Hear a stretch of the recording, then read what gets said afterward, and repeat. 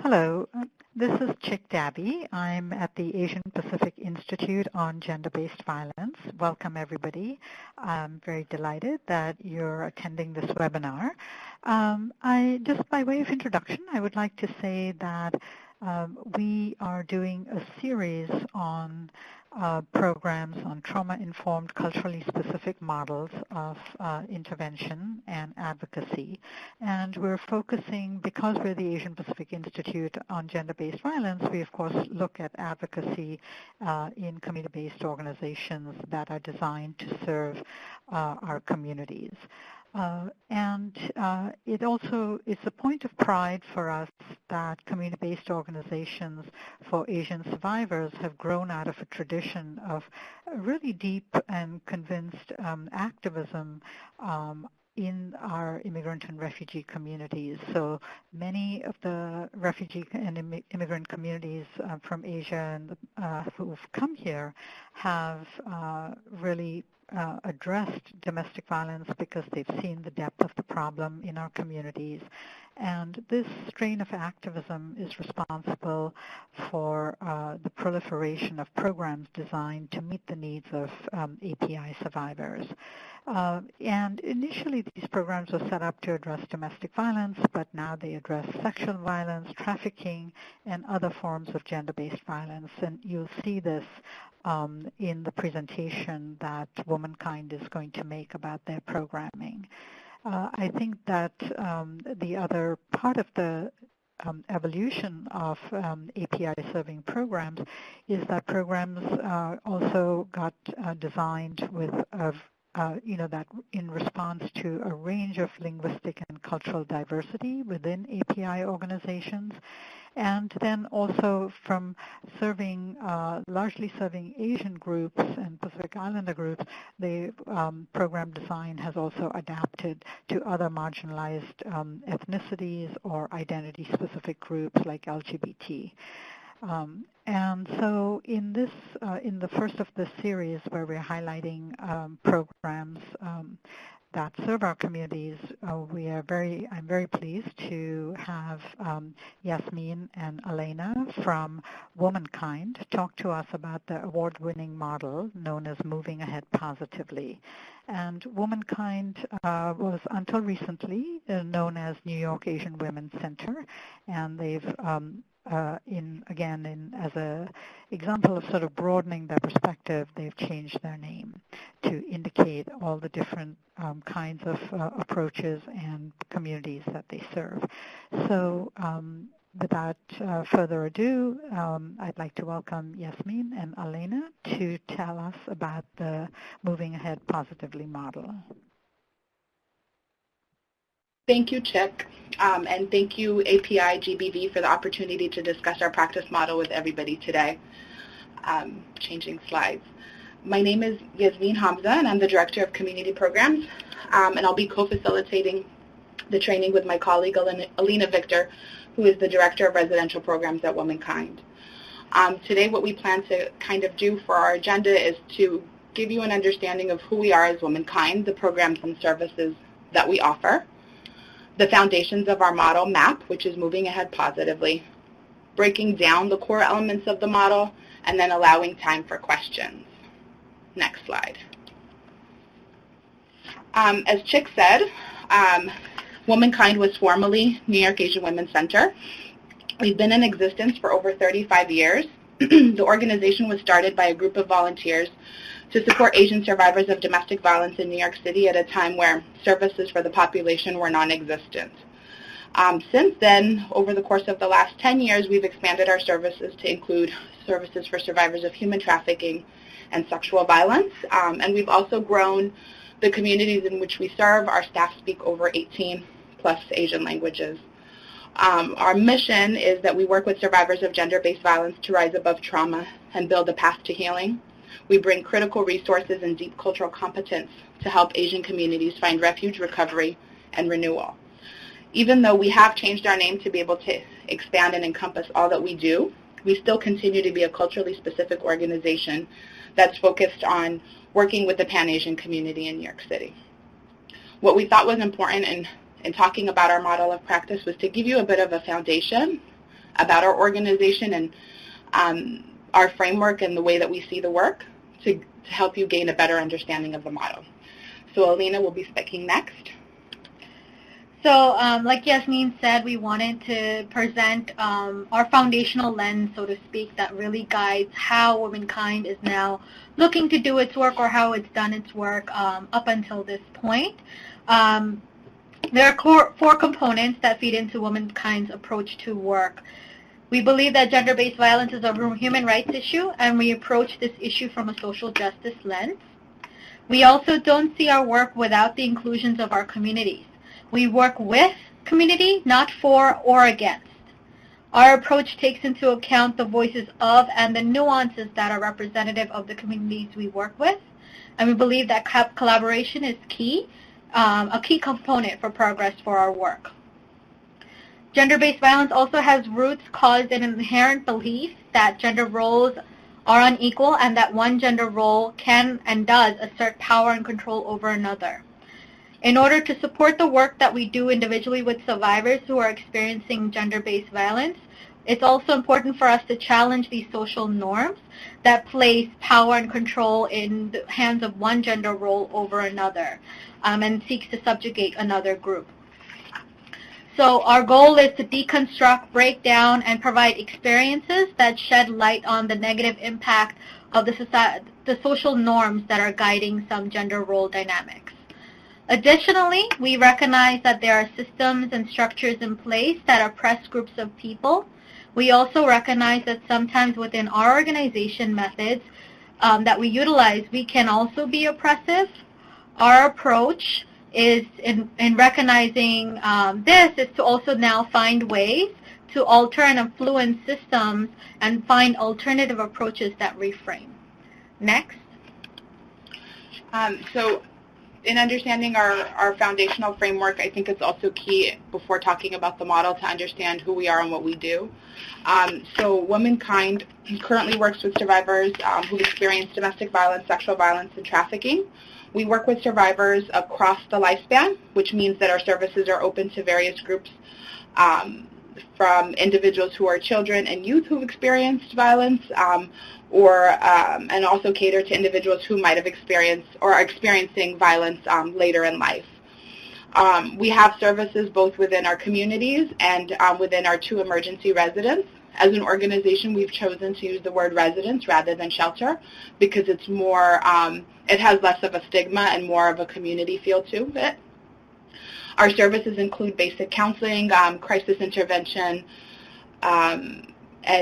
information advocacy, and case management, as well as legal support. However, we seek to individualize our services to the needs of the age groups we work with, as well as gender and cultural nuances that are relevant. So, for example, we have our STAR program, which is working with survivors abused early in life, so it's 0 to 18. And so the way in which we approach the services and the types of services that we offer might differ for an older adults, right? So we do more mentoring programs, we do individual and family counseling and so forth. So we do try to work to tailor our services to meet the needs of the different age groups and communities that we're serving. Another key component of what we do is also community outreach and education. Next slide. So to give you a large understanding of what Moving Ahead Positively tries to do, our goal is to help survivors transcend beyond trauma on an individualized path to healing. And we do this with 2 major objectives of supporting the survivors, gaining a greater internal harmony, and developing a renewed sense of belonging. So I wanted to kind of break this down a little bit. When I say transcend, we're using transcend very intentionally because we understand that the work, because this is a part of what we're committing to in doing trauma recovery work. Trauma adds a new layer to our identity, physically, emotionally, and spiritually. It has also impacted how we see ourselves and how we engage with the world around us. So it's important for us to recognize that as advocates, and support survivors in ongoing recognition of how trauma is and has shaped them. The healing process is also a journey. It's not necessarily a destination. We create the environment for healing as advocates, and the survivor chooses the route by engaging in services like culturally based counseling, self-care activities, survivor-centered support groups, trauma-sensitive wellness practices, as well as checking in on comfort and safety throughout the delivery of these services. So I wanted to kind of ground us in the next conversations about the details of MAP by starting off with a story about Zara. So Zara is a 55-year-old mother of 3. She has requested service as she's having a difficult time coping with after experiencing what she calls troubles in her life. She feels that on a regular basis she's shortchanging her children, stating that she cannot focus on their care. Zara is currently employed part-time to support the 2 children that are with her and find a way to connect with the 3rd. She enjoys the fast pace of her job in the restaurant business. She is a host and loves interacting with people. Lately, though, she has voiced having a strong feeling of wanting to hide, both physically and emotionally from the world. She is reliving her past every day. She illustrated a time when she saw a couple on the train expressing their love for each other. She had flashbacks to the good time, but then immediately remembers the hitting, the yelling, and the ways that her body has been, in her words, taken from her. She relives her times with her family where she was raised to believe this is just how it is, and you have to find ways to cope. She remembers her mother's advice to her. Please think about your actions. You owe this to the family. Zara says she is tired all the time. She wants to go back to being that lively person that was so involved in the world and the people around her. She says that it is all too much right now, and I want to hide. So we're going to reference Zara and her story throughout our training and add new layers to kind of help us see how we can operationalize MAP throughout. Next. So as Alina had said about MAP, we see it as kind of a journey, not a destination. And that we see transcending trauma as a journey. The way that I like to describe it is that we see the survivor in the driver's seat, and we as advocates, our role is really in the passenger seat, providing them with support. We can provide them with different directions, but ultimately it's their decision as to what path that we take. We know that the journey is going to be complex, and it's going to be full of progress and setbacks. We know that there will be times where we go down one path and then we turn right back around and go through a different path, and that's part of that journey for that survivor. Again, and saying that the path that services take is determined by them, and so that's why we know that it will go in multiple directions.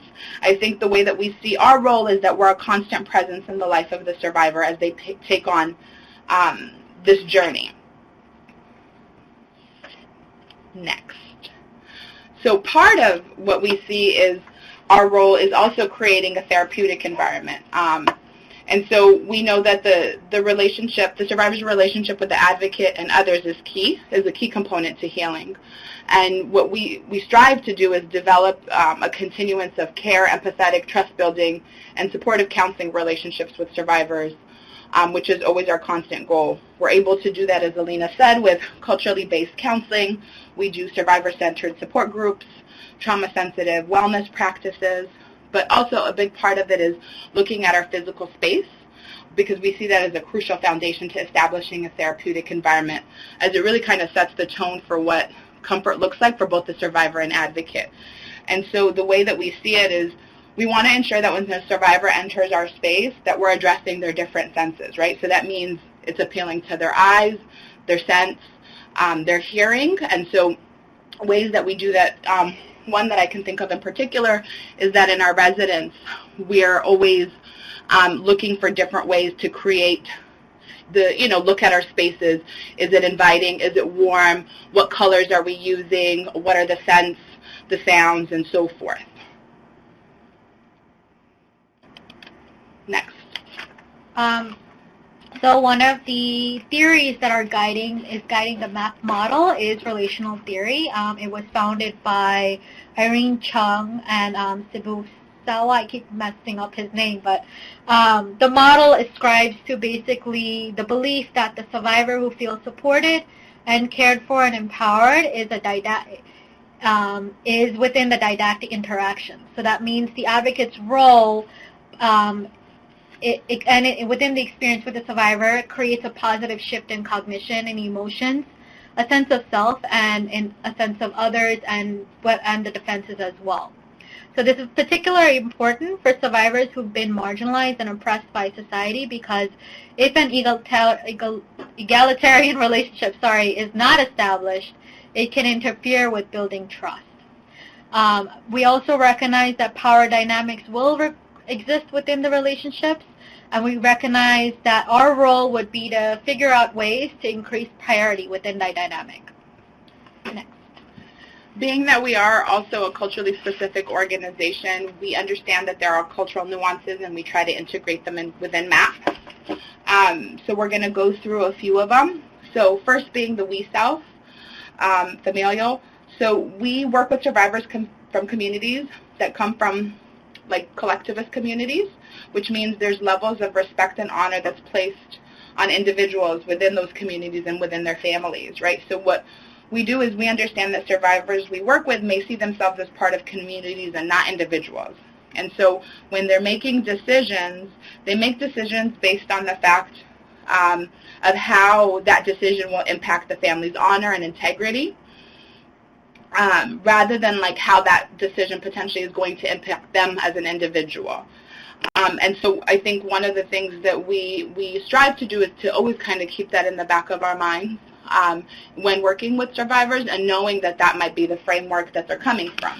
So for example, if you recall in Zara's story, one of the times that she talks about is that her mom advised her to like really think through her actions, and that she owes it to the family, right? So it's her actions are going to impact on how the family functions. High context communication is essentially the subtext and emotions of the message that is layered within the spoken words. And words are not as important as the context within which it's said. So in other words, this means that many of us, in identifying as being Asian, minimize our emotions and how we express our emotions, limiting it to how we express as opposed to what we express. So when we're listening, we are listening to the messages that are behind the actual spoken word. For example, Zara says that she's trying her hardest to be a good mother. As the advocate, I acknowledge to her that being a good mother is important to her, and maybe enhance this more by giving her an example of where I've seen her be an amazing mother to her child. The challenge is further to create a connection with the emotion underneath the phrase. Being a mother is important to her. She's feeling less so currently. The advocate would explore for both dynamic within the relationship, what does it really mean to be a good mother? Is she disappointing her larger norm of family values within her culture? Is that why she's not feeling like she's a good mother? All of these can be true, or there could be another nuance that's coming into play. It really depends on what situation she's bringing this up. And I'm using the she pronoun very specifically to kind of guide us forward, but Zara can identify with any gender pronoun. The next is being about the value of interdependent self and heightened sense of others. So similarly to what I was saying before, there's a sensitivity to group norms and adaptability to function as social beings. A lot of survivors and just all of us who are working within communities know that we acquire skills to, meet the social expectations. And so that is a key piece in understanding how decisions are made by survivors, why they may make a decision. Even if we may not be able to fully comprehend it, it gives us an understanding of where they're coming from. use of somatic lexicons to indicate distress or well-being. So this is essentially meaning that talking includes causes or consequences of an affective state rather than what is felt. When Zara expresses herself to me as an advocate, she may also be expressing to me emotions through her body. For many of the languages that we speak, there is a limited amount of language that is surrounding the explanation of trauma, the word trauma itself. Add to this that for many Asians, talking about one's own feelings is really not a cultural norm. As a result, the conversation can center around aches, pain, sleeplessness, or other behavior that cannot be simply explained. This can be the presenting situation within which a survivor may approach you for work. Many of them can connect, maybe not fully, that there is a body reaction somehow linked to their trauma experience. But their focus is to make it go away, and that's where we start our work. And lastly, very similarly to the lexicons, is the lack of language surrounding trauma. So a lot of the clients and communities we work with, including ourselves sometimes, speak languages in which there's a lack of terminology that's used to describe or discuss trauma. So oftentimes they're using other ways to discuss how trauma is impacting them. So going back again to Zara's story, right, she talks about she requested services as she's having a difficult time coping after experiences of what she calls troubles in her life. So as you can see, she's not using, the feeling, as she talks more, it might be described a little bit as depression, but she's not using that term. She's using, the fact that she's having troubles in her life it's causing her to experience that. And so we think it's key that advocates are well aware of the fact that there may not be language to describe certain things, and that survivors are going to come to us and use different words and terminology to be able to discuss how they're feeling and how it's impacting them. Next slide. One of the things we are mindful of, yes, we are a culturally specific organization, and we talk about cultural nuances and the impact that they have on survivors and us understanding them, but we're also well aware that that the individual, they're being part of a larger grouping of different identities, right? So as we don't want to stereotype and say this is how all of the clients are, because we understand that individuals come with different identities. And part of our work is understanding the environments, identities, and communities through them and hearing what they have to say. We also take into account that we cover working with individuals across the lifespan, regardless of whether they've experienced domestic violence, sexual violence, trafficking, and we acknowledge first and foremost that they're human beings as opposed to the trauma.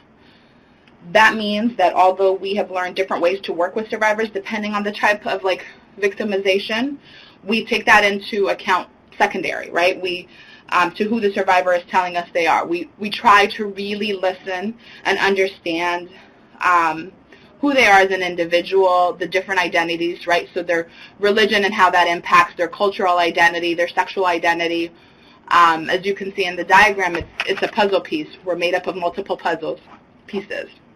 And so our learning and understanding on trauma and the type of trauma can further enhance the work we do, but not the other way around, right? We're not looking at somebody as first and foremost being a trauma survivor. We're looking at them as being an individual who may have experienced trauma.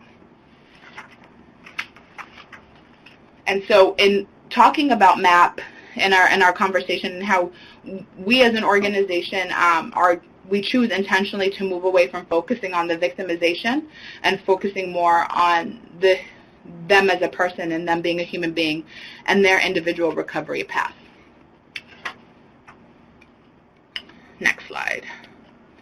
So as we said, so the way that we kind of conceptualize this MAP is it being made up of core elements, right? So the following are 9 core elements, and they're critical to our model. These include the values, the overall approach, and holistic services offerings that are thought to be responsible for our service effectiveness. Securing safety for survivors and their children and family is our primary focus, but beyond that, our framework emphasizes the development and the the continuance of caring, empathetic, trust-building, and supportive counseling relationships with survivors that considers and is responsive to the survivor's socioeconomic, cultural backgrounds, and worldviews. The survivor's relationship with the advocate and others that they come in contact with at the organization are key.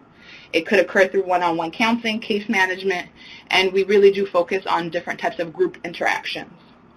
We offer an array of wellness services to support both the survivor and advocate as they continue to develop and enhance their relationship. So the next part will be taking you through the different core elements, kind of giving you an understanding of what they're rooted in and how it plays out in our work. Next slide. So safety first. So all of the slides that are focusing in on the core elements will have a column that says rationale and context, and we'll have a second column that focuses in on what the work would look like or the work in general. So one of our first core elements is safety first, and the rationale and context behind which how we engage in safety first work is we believe that survivors of violence encounter living and social environments that pose a threat to their physical and emotional well-being. We believe that engagement in work is difficult when safety is not established. We recognize that leaving an abusive environment is also leaving of a connection and a bond with the community, which creates a sense of isolation and fear. The sense of safety also encompasses safety within their own body. And safety does not always mean leaving the abusive home.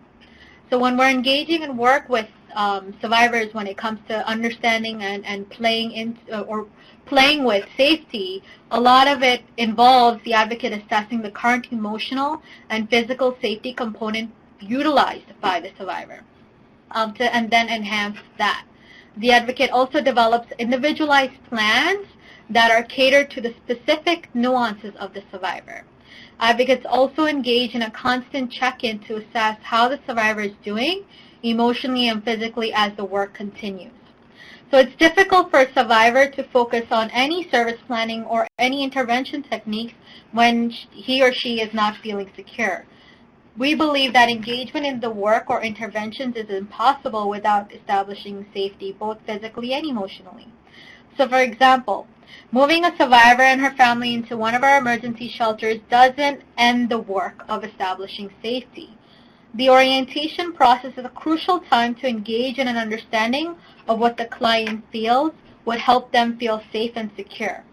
Establishing a safe space or with minimal interruptions, for example, or obtaining consent to assess whether the survivor and their family are ready for ongoing paperwork as a part of the orientation process. Even offering child care, if possible, to allow the survivor undivided attention are some steps you can take to support the part of establishing emotional and physical safety. Safety also incorporates various aspects of security. We know that many survivors identify themselves to the connection to their families. So security in this regard is an establishment of connections or bonds. This can involve the reestablishment of a bond between the survivor and her child after leaving the abusive relationship and entering now a residential facility. Security can also be security in making one's own decisions in life without second-guessing oneself or one's ability to make or engage in decision-making.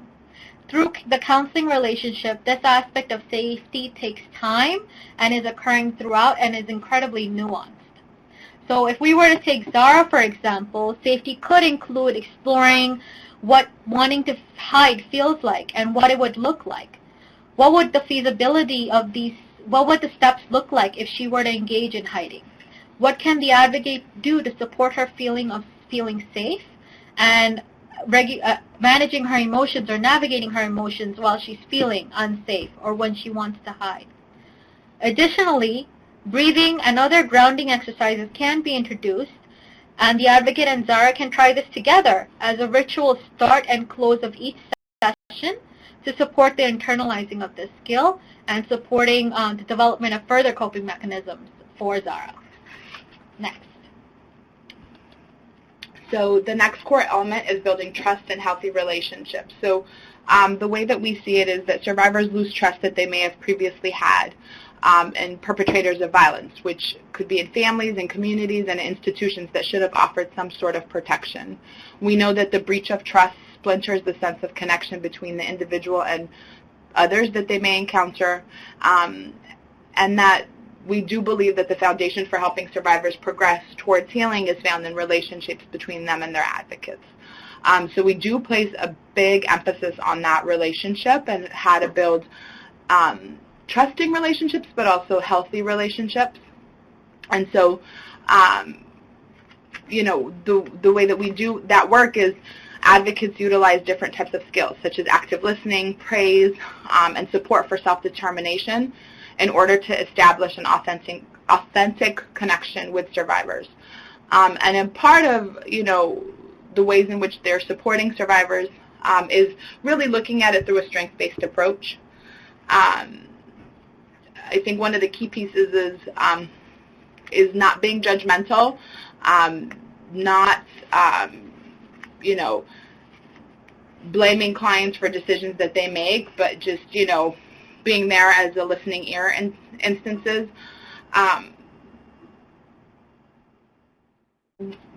An example of ways that you can do that is if you're working with a survivor who has limited English proficiency and has decided that they want to get an order of protection, right?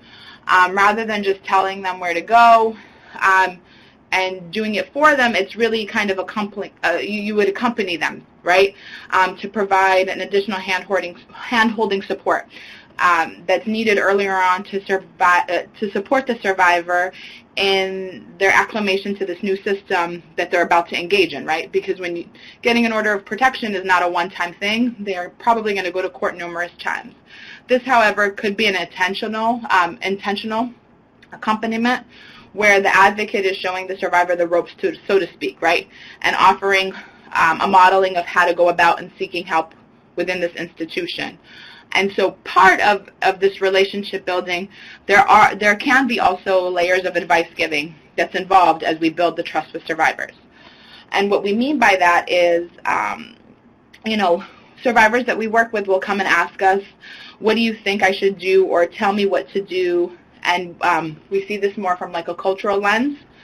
So if the survivor has not encountered systems like ours before, there's a fear and trepidation involved in engaging them. So most likely than not, this fear will halt the intervention that they're planning on taking because the survivor is concerned. So thus, like, that hand-holding is extended to also offering advice and options that would ultimately support the survivor in engaging in an intervention that would support his or her progress. And when we say advice giving, we're not saying it's focused on whether a survivor should stay or go. That is ultimately that survivor's decision. But it could be whether they should try this resource out or not, right? It's helping them in a time where they may not be in a place to feel like they're making or able to make a decision. But again, it's still doing that and supporting their self-determination, right? Next slide. So, permeable boundaries. To engage and connect with survivors at various ages and situations, it's essential for advocates to understand and respect survivors' boundaries, as well as the nuances of culture and the power differential that exists between the helper and the person being helped. Survivors may want to break some of these boundaries that are traditionally seen as rigid and impermeable, and advocates seek to establish a middle ground, maintaining an open dialogue with survivors about boundaries while adjusting their own boundaries with the survivor in meaningful ways. So for Zara, within the relationship dynamic with the advocate, Zara may begin to blur in the advocate's relationship with Zara may blur in the understanding of family values and norms. Additionally, if there are similar cultural nuances at play between the two, this may support Zara's understanding and exploring of what it means to challenge norms and her feelings about her actions to support herself and her family. Zara additionally may question how the advocate can support and whether the advocate can support, considering the advocate's orientation and where Zara perceives the advocate to be from or be identified as. So part of the work in working within permeable boundaries is recognizing when the boundaries are diffuse and when the boundaries are rigid, and negotiating spaces with the survivor to support their comfort, but also to kind of help them understand that we see humanity first and we prioritize that over feeling like you are a trauma survivor and you've been victimized. Our goal within the relationship dynamic is to help to see that there's a lot of similarities between us as individuals who engage in emotions, as an individuals who are experiencing the world. Though our experiences may look different, our role as advocates is to guide the survivor and support the survivor as they're engaging in their own healing journey. Next slide. So the next core element is cultural humility.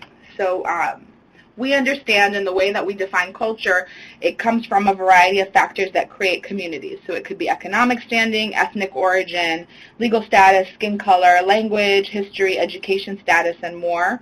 We know that culture shapes survivors' worldviews as it does our own as advocates, and plays a significant role in engagement and the development of any working relationship.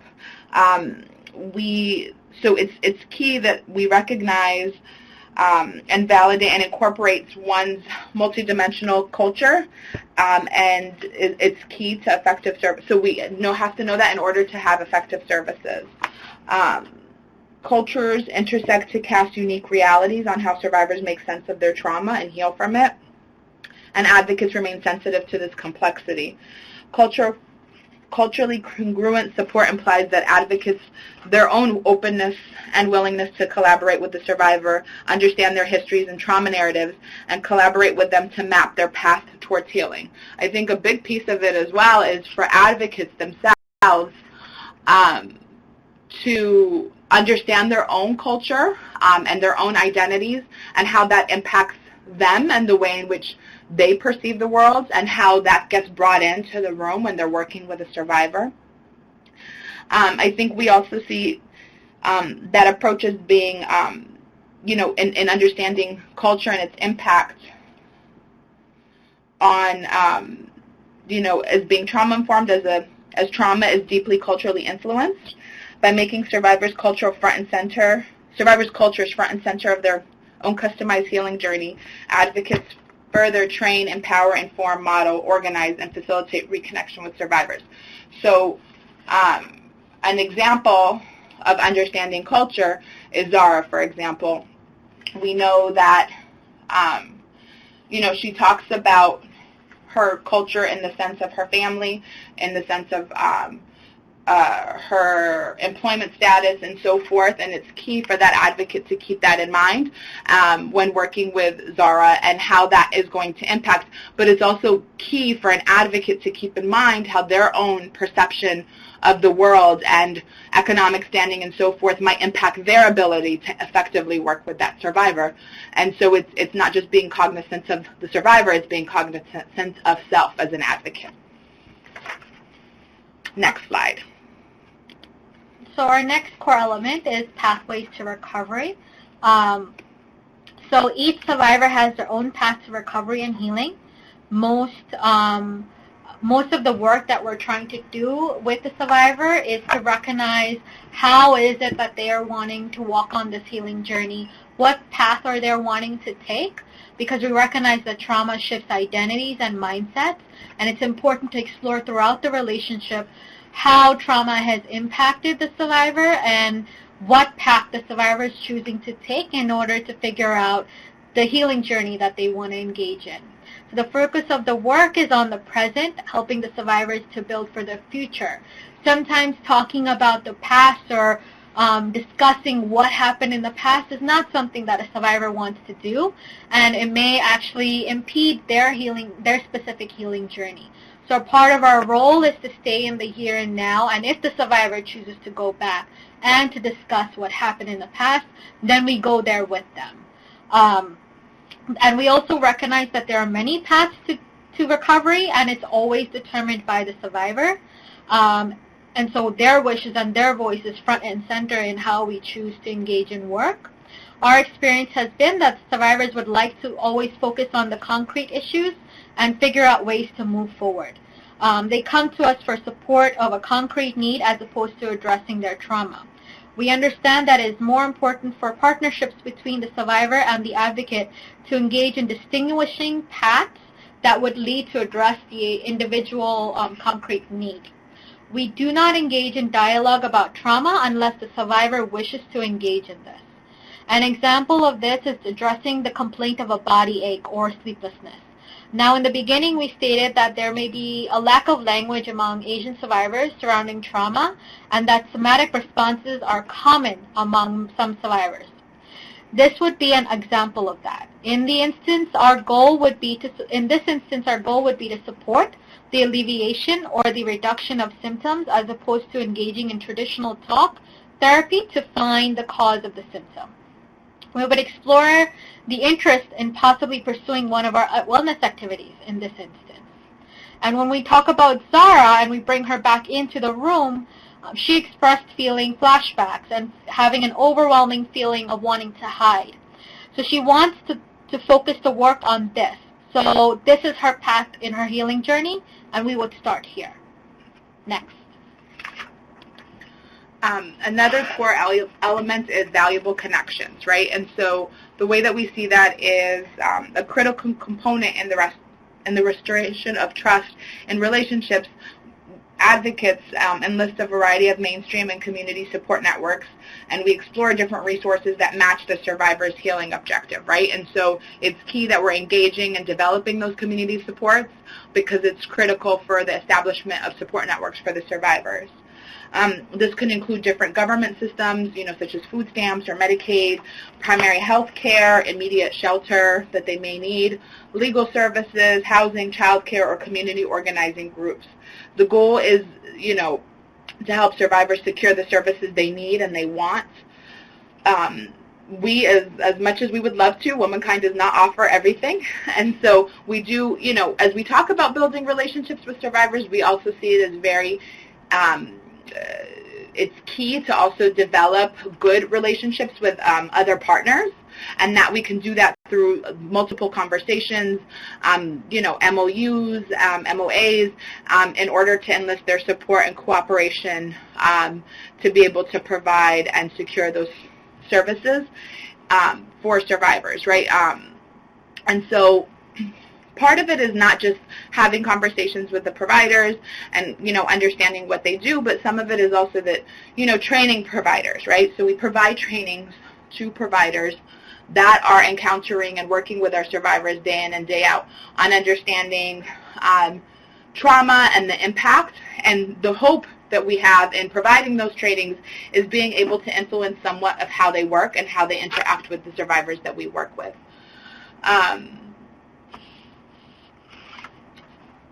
This really does allow for professionals to gain a better understanding of what the clients are dealing with and find better responses to how they interact with them. Part of the connections as well, valuable connections, is ensuring that they're providing the types of services that they're saying they are. So like language access is one big one. If our survivors, because we work with a large immigrant population and a lot of our survivors may not speak English fluently, we also work with them to ensure that they're following through with some of the language access guidelines. And so what would this mean, right? So if we're working with Zara and she's looking for a service, say it's a legal service provider, as her advocate, I wouldn't just go online and find one. What I would do is seek support from colleagues. We keep different resources in different places on our different data systems that we've encountered and work with quite regularly. And so the connection would not just be just giving Zara a phone number to access legal services. It would be actually providing that kind of handoff referral where we would be speaking to the service provider, providing them with information and ensuring that they would be able to work effectively with Zara. Next slide. So adaptable services. Maintaining flexibility and about the type and duration of sessions is a crucial part. And important component of the work that we're trying to do. We want to show the survivor that we're a constant, reliable source of support that's going to be helpful in establishing and building rapport as well as trust with the survivor. So that could mean that we provide alternatives to the traditional talk sessions because it's an important part of the healing journey. Survivors decide when they are comfortable in participating in activities and services offering. In terms of the work, so this could mean that the advocate supports the survivor's individual decision-making at each point as they are engaging in their relationship. The advocate explores interest and desire to join wellness practices. The advocate recognizes that the client's environments and situations and adapts sessions to meet the survivor's needs. Adapting the type and length of services survivors may need is important within the healing journey. And then sometimes the survivors, advocates actually provide accompaniment support, like Yasmin mentioned, to really help survivors navigate and learn from the processes of engaging other systems. So for Zara, we would consider that she has a job and takes care of 2 out of her 3 children. This may make it difficult for her to engage in sessions within set days of times. Or she may actually prefer a set day and time for a period of the month or every week to kind of engage in services. She may also request to do phone sessions as opposed to in-person sessions. Additionally, Zara may request services for her children so that she can support their well-being. The goal within this core element is to constantly check in with the survivor to see what is working and what is not and adapt services to meet the need that she's requesting. It is also sometimes reading into the high context communication. You're able to decipher the support that's needed and adapt the services to increase the comfort for that individual survivor. Next. The next core element is holistic wellness practices and interventions. So we as an organization understand that body, mind, spirit connection is important in the healing journey, and that cultivating self-awareness through these activities supports the understanding of the impact of trauma on oneself. We know that the body, mind, spirit connection in healing trauma applies as much to the advocate as it does the survivor. And so the ways that we do this is that we, advocates explore interest and desire for survivors to join wellness practices. The advocate provides an orientation to the survivor around the proven benefits of these practices to enhance their knowledge and understanding. So one of, the ways that this happens is, as we said, it applies, the healing, these modalities apply to survivors as much as they do advocates. We do encourage all of our advocates to join the groups once or twice if they can, so that they can get a sense of the benefits of the wellness practices. So some of the wellness practices that we have and offer at the organization are acupuncture, qigong, yoga, mind-body work, acu-beads and magnets, meditation and breathing. We've also explored different methods such as dance and body movements. So the way that this would, play out was we have a program called Pathways to Healing that is for any individual who's experienced any form of sexual violence. And the way that the program is it's weekly sessions. It's an open group. Survivors can come to as many sessions as they would like. We start off with acupuncture, 5-point NADA ear acupuncture, and then each week we alternate between qigong and yoga, and then we end, and not in so much a talk support group, but it's a healing circle where we bring in different tea and snacks, and we do different art activities, and survivors can choose to talk about things if they'd like to. They don't have to. They can just focus on art activities if they'd like. So if I was to introduce this to Zara as an advocate, I would explain the program. If I myself have gone to the program, I would explain how it feels after engaging in some of the wellness activities. And then I would let her or him choose which components, right? So the survivor does not have to come to all 3 components. They can just come to acupuncture and leave. They can come to just the Qigong and yoga and leave, or the healing circle if they want. And that's where the Adaptable services plays into the holistic wellness. But it's an alternative for survivors within their healing journey, so they don't have to talk. And, you know, for some we've heard it does address, for example, sleeplessness and so forth. So it addresses some of the symptoms that they talk about that's associated with trauma. Next. Our final core element is community collaborations, education, and awareness. So we see communities playing a crucial role in preventing and intervening when violence occurs. The root causes of gender-based violence are so ingrained within our societies that subjugation, marginalization, and oppression are normalized and systemic. To combat this, communities can be active responders when members perpetrate violence or experience victimization by challenging norms and systems that oppress. As communities, we can mobilize to build awareness, offer support, and educate future generations to prevent cycles of violence from occurring. So an example of what we're doing in the organization right now is the Asian Anti-Violence Network. It was formed in response to the barriers that are currently existing in providing services to Asian survivors of domestic or intimate partner violence as well as sexual violence. So the network comprises of advocates from the social service agencies, public health, hospital programs, as well as community-based organizations that have worked with various communities that are a little bit more insular and focus their work around issues surrounding sexual violence, abuse, labor, sex trafficking, and their goal is to figure out ways to respond to gaps in the current service methods. Another example is the peer education model that we're utilizing currently in the Later in Life program. We have engaged with community members to take on the role of being responders and advocates within their community. So we've currently recruited 2 members of the Senior Community Center who are interested and are willing to educate peers about what it means to have or encounter elder abuse. So they work with our staff member to provide trainings to seniors about this issue.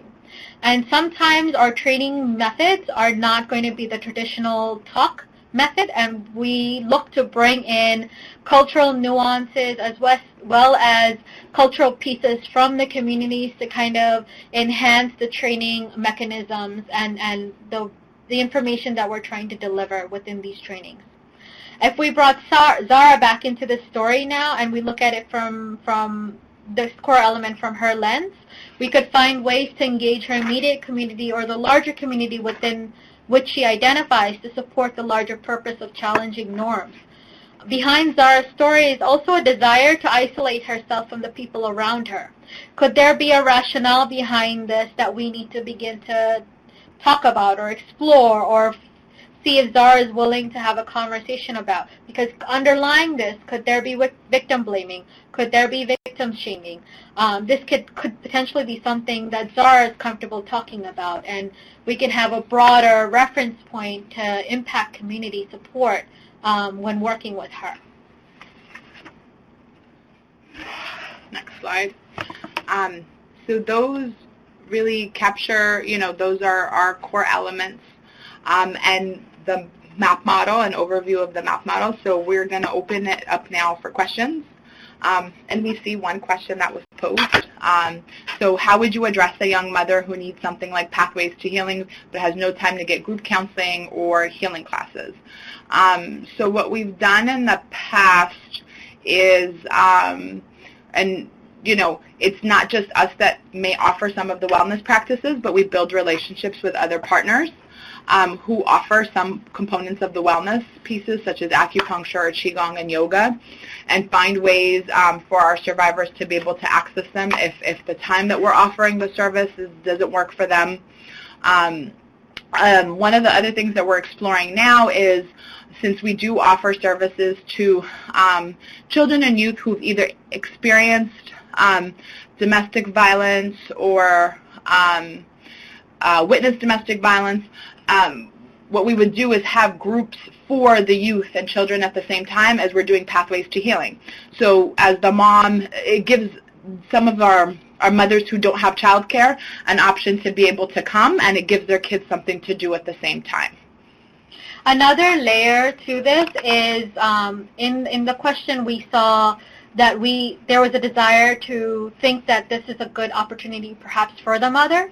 So probably accompaniment could be something we would think about. If we voice this to the mom and there's a hesitancy, the advocate may go with the mother, go with the client or the survivor to see, let's do this together to see if this is beneficial to you, and let's talk about it after, as a way to and this is where the permeable boundaries comes into play, to support the survivor's understanding of what they're getting into, because sometimes the fear is about the unknown. And not having to experience that already is a part of where the language of I don't want to do it, or I'm not sure, comes into play.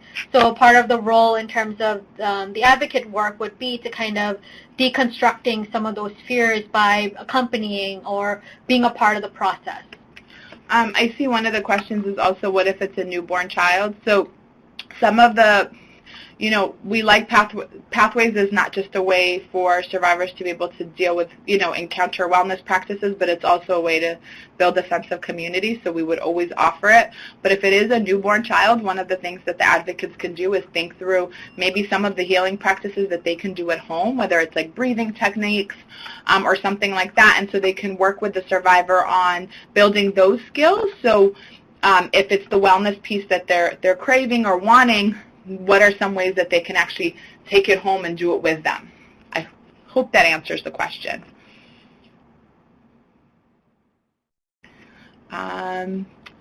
So there's another question, which is, which Asian communities have you served in the past? I haven't dealt with many API survivors and don't want to lump them all in one. Can you point me to more resources regarding Southeast Asian survivors, if any? I think in working with Southeast Asian survivors, it would depend on the location. So us as an organization, we have worked with a broad range of the API community, but it really also depends on the languages that we're able to offer at the time. Our core group, depending on, just because it's New York City, is the Chinese, Korean, Japanese, South Asian communities. We've started working more with the Southeast Asian community. But I guess it would depend on where you're at, and we could provide a resource if you'd like. Yeah, so feel free to reach out to us separately, and we can kind of provide more nuanced support. I see another question that says, given the focus on healing in MAP, have you seen a difference in secondary trauma among staff? I guess I'm not sure if I'm understanding the question well, but I'm hearing that what is the impact on staff as we're engaging in healing work with MAP with survivors. And so I can answer it in two parts, possibly. So within the organization and developing MAP, we recognize from the forefront that survivorship is among the staffing group in the organization as well, just like any trauma work. So when we focused in on honing in and developing MAP, we wanted to do a secondary process that helped us explore and understand survivorship as well in our staff base.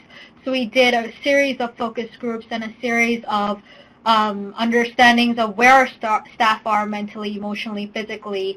And so a lot of the services now within MAP are linked to our staff, so our staff have access to it as well. But we're also doing more individualized work within self-care. We've established a self-care committee that's kind of formally implemented within the organization that looks to see, as we're engaging in MAP work, what are the nuances that are playing out when we're working with survivors?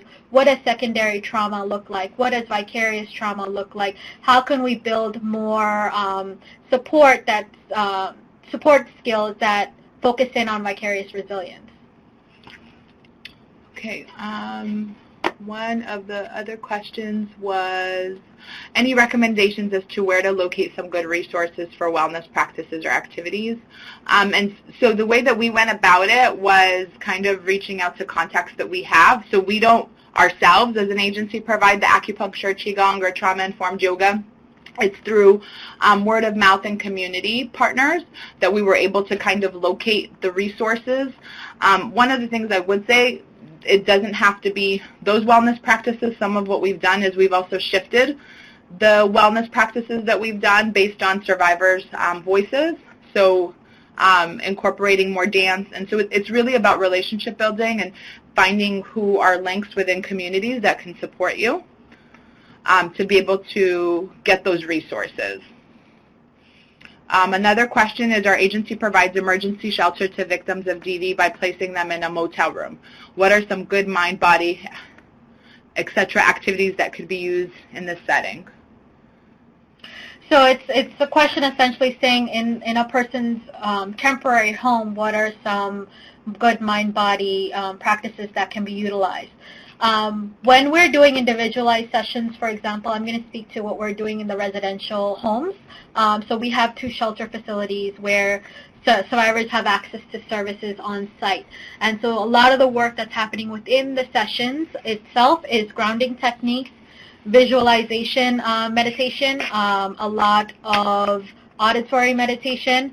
We do a lot of arts and crafts because that does also ground survivors, because a lot of the survivors are uncomfortable talking, but when the gaze is altered in any way, or if there's a focus on something that grounds you, like an art and craft activity, there's more of a comfort that is increased when you're engaging in dialogue. Knitting is also an amazing way to engage in grounding exercises and kind of look internal. Sometimes knitting also is a way to kind of really distract somebody from the emotions and the thoughts that are overwhelming their mind. Okay. Another question is, if you're assisting a survivor with restraining orders or divorce paperwork, for example, how do we ensure that survivors feel like they're owning that decision rather than being helped? I think first and foremost, again, it would have to come from them that they're interested in that resource or support. I think one of the things that we do is kind of go over what the whole process looks like and talk about parts that might be more impactful. So like, you know, if it's a restraining order or an order of protection, like what will that mean for them? What will happen when, you know, that order is served and so forth. And then explain that if at any point in any time they don't want to continue with the process, we as an advocate would help them to kind of stop the process or to explore other options in regards to the process. If they're seeking legal services, we advocate for them as well with the service, you know, with the legal service provider, and ensuring that their voice is heard throughout the process. If they're uncomfortable, you know, we've had other providers tell us, well, you know, she really should be doing this, and part of our role as an advocate is explaining that, like, I understand that from your perspective, but from her perspective, this, or his perspective, this may not be the decision that they want to make. And so I think it's checking in with the survivor at every point to make sure they're comfortable with what's happening in the process, and talk about their discomfort and allow them the space to know that they can stop at any time. So the next question is, you stated that working with a large immigrant community, how has your work or approach or support changed with the current political immigration fears clients may be experiencing? That's a very good question. I think we're grappling with a lot of fear within the organization and within the city and within the nation itself. And I think a large part of our work right now is to increase knowledge base. So we're doing a lot of work within the community and with our legal department to kind of set up and launch Know Your Right workshops where survivors have access to it and kind of can troubleshoot their individualized problems, as well as to get larger understanding of what are their rights within the construct of New York City specifically. One of the other things that we're extremely mindful of is like the political, like, immigration landscape at this point is not just impactful to the survivors that we work with, but it's also impactful to the staff that we work with. And so, like, what are things that we can do internally as an organization to kind of address those fears? I think the hard part is, as an organization, we really don't know what the outcome is. One of the things that we've spoken about as far as in our legal program is, you know, we talk a lot about safety planning, but part of the work that our attorney is working to engage in is also fear planning, right? So how do you, you know, plan for, you know, if ICE comes to the door, what would you do? We have a 24-hour helpline, and so what can happen is potentially is, you know, the attorney is working with our helpline staff and advocates to ensure that they have her contact information. So if a client is calling because they've been detained by ICE or something, then the attorney is well aware of that. But a lot of it is, you know, fear planning and kind of, I think, acknowledging the fact that we don't know. But part of the work that we do on a larger scale level is doing advocacy work around systems and pushing for change. Hope that answered. Okay, so next question is, what are the changes, outcomes you expect to see from survivors moving through your model? How have you been able to collect any data on any of these changes to see if MAP is working the way intended? So yes, what we hope to see is, as we talked about a little bit in the beginning, a sense of like greater harmony, a sense of belonging, a sense of feeling that, you know, their coping skills have changed in some way, shape, or form. Their sense of safety has kind of grown or developed or enhanced itself within the scope. So within MAP, we had, Yasmin actually took a lot of this on in terms of developing an evaluation framework that would accompany MAP. So we've established both outcome-based surveys and site satisfaction surveys that focus in on the individual work that we're doing with survivors and measure outcomes that focus in on belonging or connections, focus in on safety and their sense of safety, that focus in on the development of mind, body, spirit connection and how the person's feeling a layer of equilibrium or harmony within their own self. And then on a site level is, how have heart services impacted and supported you? Is the space that you receive services beneficial to you or safe or comforting? Is the advocate that you're working with somebody that you enjoy working with? So there are different outcomes that we're measuring within the both evaluation frameworks, and we're collecting the data through those surveys, and we're analyzing the data to see the impact over time. So for the site satisfaction, we've already kind of implemented that, and it's given us feedback as to changes that we as an organization should make. The outcomes-based one is more of a pre and post, and so we've developed it. We're just figuring out ways to put it into our database system. Again, because we work with survivors who speak a multitude of languages and may not be proficient in English, we're also having to translate all of the documents, making sure that if you're reading it in one language, it actually makes sense. We're also looking to see how, because we work with older adults, the font size and so forth, how does that play out? And then also looking to see how we can use the outcomes measures, but in a way for an individual who might not be literate. Like, we're kind of exploring what that would look like, and how to kind of give them some type of survey that they can access that is meaningful to them.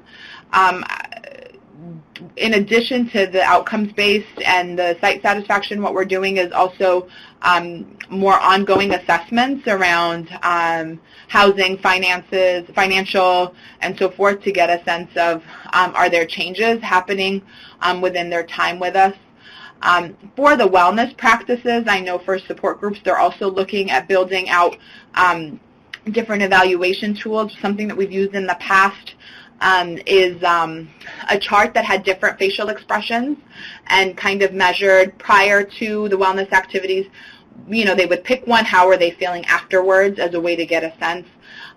For some of the wellness practices, we've done focus groups as ways to get information. And so we've explored multiple different evaluation tools to give us more meaningful information, and we've changed some of our practices and the ways in which we do things based on those.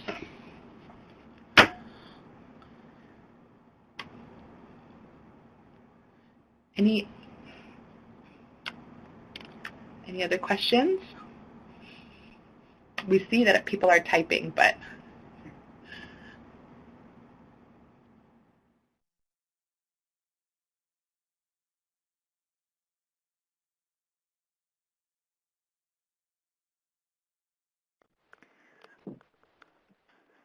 this is Chick Dabby from the Asian Pacific Institute on Gender-Based Violence. Once people are typing and if there are any more questions, I just want to use this to kind of say how impressed I am that your core elements all sort of lead towards healing, and talk about that point that you started with about transcending trauma.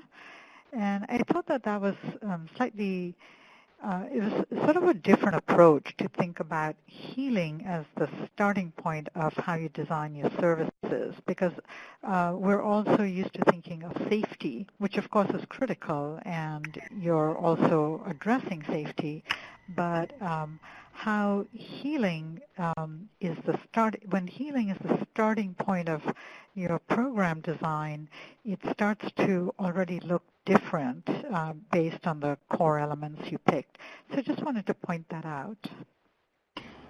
Yeah, thank you, Chick. I think when we do recognize safety to be an important part of our work, but I think when we looked at safety and when we were analyzing the work that we're trying to do, healing is what was more profound for us, and these are lessons we've learned from the survivors we've worked with for 35 years now. And Yasmin, you can add on to this, but our role and our understanding of our work has come from their understanding that healing journey is specific to me as an individual survivor and to my family. And so when you're engaging in services with me, please pay attention to that, is what constantly goes in the back of our head when we're engaging in a program design like this. Yeah, no, I agree with what Alina said. I think it's the healing piece that's the focus, and it looks different for everybody. I mean, I think one of the things, like, I'll always tell the staff is, like, look at yourself and, like, look at your siblings, and your experience may look very different than theirs, even though you've grown up in the same household. And so, like, when we understand the work that we do with survivors, it looks very different, and so we need to be cognizant of that and make sure that we're creating access in ways that's more meaningful, right? So, like, that, components of, like, they have to come monthly or weekly to sessions is not something that's beneficial to anybody, I think. It really has to be something that works for them. And so we are very, very flexible. But it's also thinking through, like, that flexibility and how to continue also to support staff and being able to do their jobs.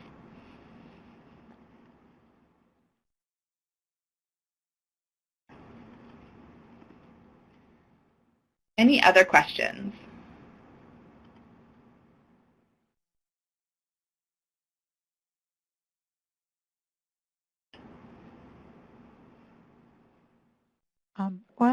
This is Chick again. I think if there are no other questions, we can close the webinar and ask for some closing thoughts. Maybe, if I can invite Yasmin and Elena to just, you started with telling this story about Zara, and how do you feel? Do you feel that at the end she sort of recaptured that vibrancy that she was missing, seeing in her own self? Because I think I was very struck by the points you made, that she didn't describe herself as feeling depressed, but wanting to hide and, not being this vivacious person that she was used to being. So if you can just give us some concluding thoughts about Zara, that would be, I think, a fitting point to end on. Sure. So Zara is a composite of case studies that we have done within MAP and kind of fine-tuning it. So Zara is a composite of the different survivors that have actually come through our door. And our focus was on when Zara interacts with an advocate or a group of advocates, how is it that we can hear her and hear her choice of words in how she sees her experience and engage in work. Zara is a combination of a human trafficking survivor and a sexual violence survivor, and there's a layer of domestic violence that's also present. So she had come to our door with multiple victimizations. She may or may not have accessed our residential facility, but her primary focus of work was help me figure out what this hiding means and help me figure out whether this is something I really want to do. So the work with the advocate in thinking through the case studies involved exploring that narrative for her and kind of asking questions that would help her think through what it really means to hide and what it really means to be a mother in her environment, because she was grappling with a lot of family values that was challenging her belief in, I did the right thing in leaving. I did the right thing in choosing to bring 2 of my children with me and leaving the 3rd back. And so there was a lot of ambivalence in terms of her feelings about what is the right thing to do. And so I think when the advocate was working with her, the role of the advocate was to constantly sit there within these emotions, but also call out when Zara was being hard on herself and kind of talking her through the fact that she's done this, this, and this to really support herself and her family, even though she, as a result of that, she had to leave 1 child behind.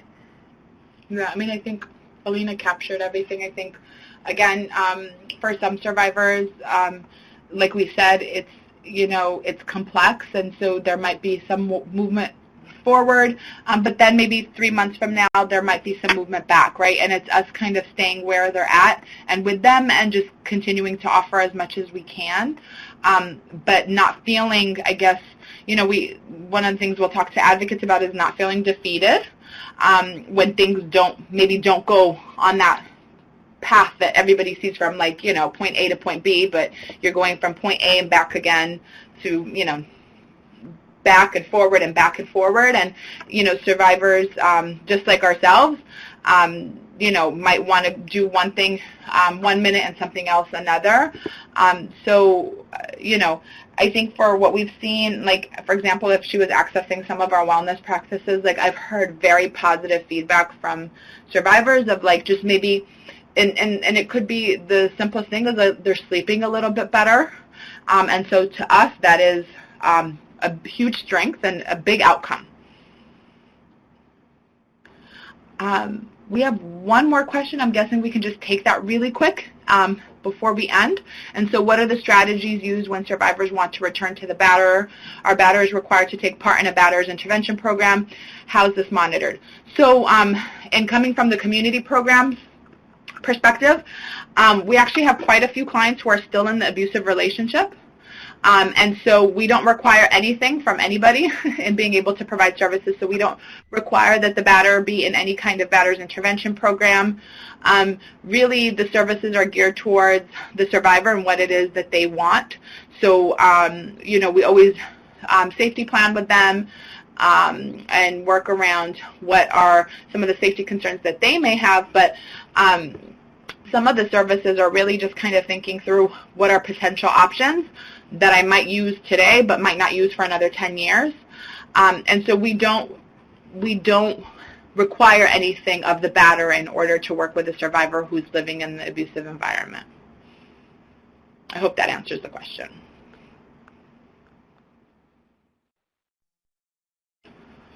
All right. Well, thank you guys very much for your time. Me and Alina have put our contact information on the slides. So if you have any further questions or anything like that, please feel free to reach out to us at any time. And so I want to just conclude. This is Chick Dabby from the Asian Pacific Institute on Gender-Based Violence. And I just want to point out that we're a resource for advocates. We provide lots of training, technical assistance, and so on around not just domestic and sexual violence, but also other forms of gender-based violence that we see in our communities. I would also like to extend an invitation if people want to learn more about the MAP model and want some more, have some training that drills down more into some of these concepts, please feel free to contact me and let me know what you're interested in, and we can see if we can provide, we can invite Yasmin and Alina or any other staff from Womankind to come back and provide that additional training, whether it's on site or in a webinar. So thank you, everybody, and especially thank you for really a very well-conceived, such a caring, passionate approach. And I think the title, Moving Ahead Positively, just says it all and speaks so many volumes, even for us as advocates, and I can only understand how much it would mean to survivors and communities that we all work with. So thank you very much. And with that, we're going to conclude the